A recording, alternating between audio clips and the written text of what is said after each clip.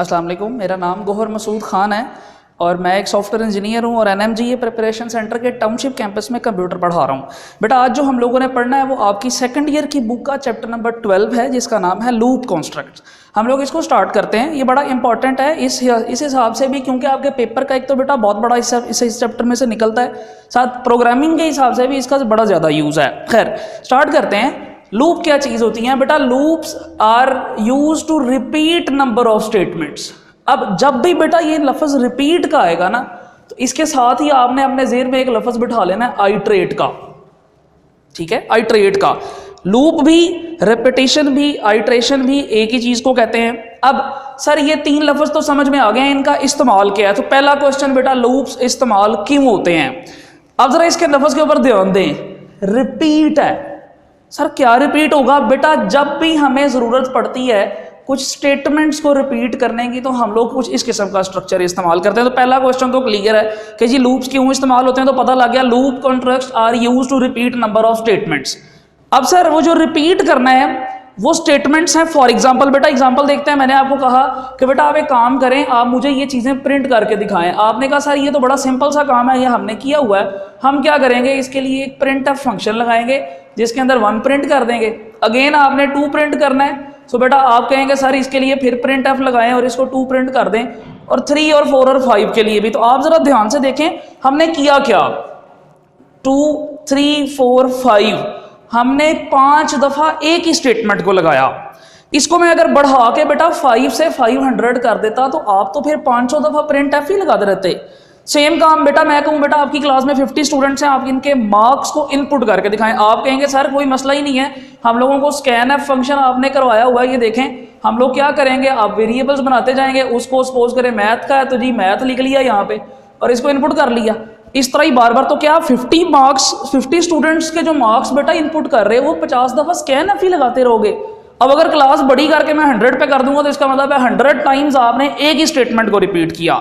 हम लोग इस तरह के केसेस में एक स्ट्रक्चर इस्तेमाल कर लेते हैं जिसमें हम सिर्फ इतना बताते हैं कि यार यहाँ से लेके यहाँ तक तुमने चलना है। फॉर एग्जांपल 50 स्टूडेंट्स है तो मैं कहूँगा 500 दफ़ा चलो, और उसमें सिर्फ एक दफ़ा लिखूंगा कि चलाना क्या है। सो अगर आप उसमें प्रिंट एफ लिख देंगे तो 500 दफ़ा प्रिंट एफ रिपीट होती जाएगी। अगर आप स्कैन एफ लिख देंगे तो उसके अंदर एक ही स्टेटमेंट रिपीट होती जाएगी। इसको ही अगर बेटा मैं ग्राफिकली रिप्रेजेंट करके दिखाऊँ तो हम लोग क्या करते हैं, हम लोग सेंटर के अंदर कोई ना कोई कंडीशन लगाते हैं।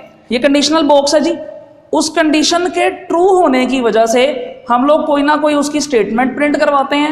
जब वो ट्रू होने वाली स्टेटमेंट प्रिंट हो जाती है तो साथ ही इसके अंदर कोई ना कोई चीज़ या तो बढ़ा दी जाती है या कम कर दी जाती है।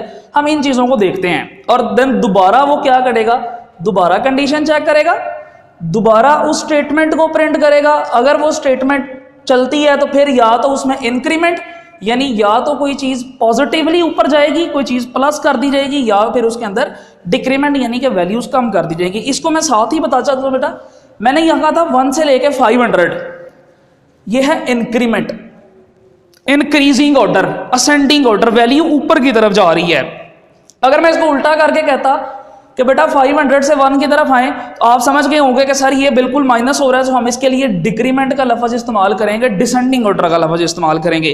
तो इसको अगर आप बेटा इस तरह बना के देखें ना, सो लूप इसका मतलब है 2 डायरेक्शन में चल सकता है। एक वैल्यूज को पॉजिटिव रिपीट करवाता है यानी ऊपर की तरफ जाता है, देन नेगेटिव की तरफ। अगर सपोज करें मैं कहता हूँ जी 1 से 500 है, सो ये पॉजिटिवली लूप रिपीट कर रहा है, ऊपर की तरफ जा रहा है वैल्यूज को लेके, और हम इसको उल्टा कहते हैं 500 से 1 तक, सो ये नेगेटिव डिक्रीमेंट के अंदर आ जाता होता है। ठीक है, अब सर आपने बता दिया कि लूप स्ट्रक्चर जो है वो रिपीट करेगा कुछ स्टेटमेंट्स को, एग्जांपल भी हमें समझ आ गई है। लेकिन इनको रिपीट करने के लिए हमारे पास कुछ चीज़ें होती हैं बेटा, कुछ स्टेटमेंट्स होती हैं। आप उसको टाइप्स ऑफ लूप कह लें या ये कह लें 3 statements are here to apply loop structure. हमारे पास बेटा 3 तरह के स्ट्रक्चर्स मौजूद होते हैं। एक को हम कहते हैं फॉर लूप, एक को बेटा हम कहते हैं व्हाइल लूप, और जो थर्ड वन है उसका नाम होता है डू व्हाइल लूप। हम इन तीनों स्टेटमेंट्स को, इन तीनों लूप्स को बारी बारी नेक्स्ट लेक्चर के अंदर देखेंगे।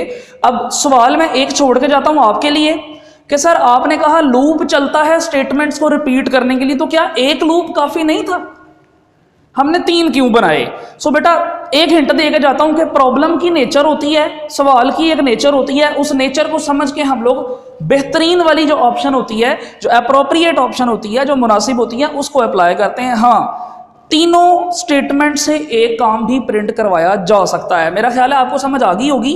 इंशाल्लाह नेक्स्ट लेक्चर के अंदर हम लोग अपने टाइप्स ऑफ लूप्स को देखेंगे और ये देखेंगे कि किस नेचर वाले प्रोग्राम में कौन सा लूप अप्लाई करना है। Thank you very much.